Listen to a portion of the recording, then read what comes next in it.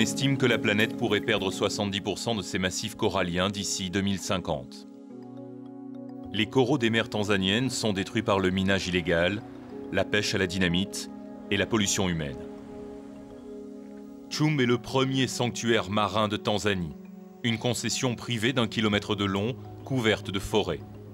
Elle doit son statut de lieu protégé à l'Allemande Sibylle Reidmiller. Il y a 20 ans, arrivée à Zanzibar en tant que conseillère en éducation, Sibylle fut consternée par la dégradation des coraux. Je voyais les gens pêcher à la dynamite tous les jours, les barrières de corail explosées en morceaux. À ce moment-là, il était impossible d'attirer l'attention du gouvernement sur ce problème.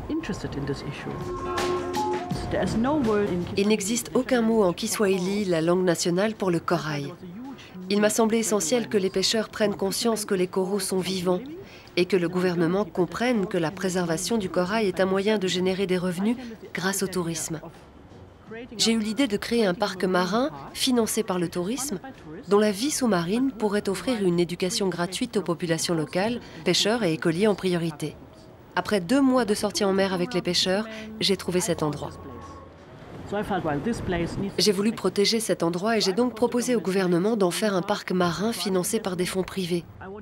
Je voulais prouver qu'il est possible de construire une réserve naturelle sur un récif avec un impact quasiment nul sur le corail. Sans égout, sans rejet, en utilisant uniquement de l'énergie solaire. Près de 3000 personnes visitent Tchumbe chaque année, couvrant ainsi complètement les coûts de la réserve naturelle. Bienvenue dans notre bungalow écologique.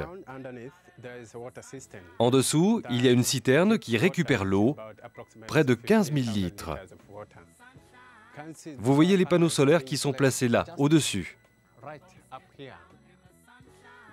Notre chauffage solaire se trouve ici.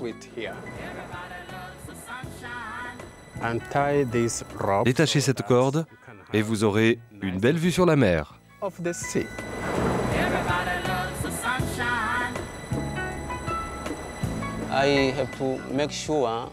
Je dois faire en sorte que cette zone de protection reste intacte, que personne ne vienne la détruire.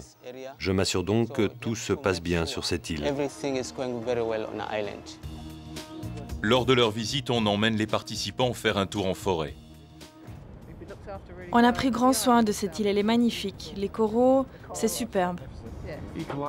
D'un point de vue écologique, il n'y a aucune empreinte. Je n'ai jamais vu une telle réussite auparavant.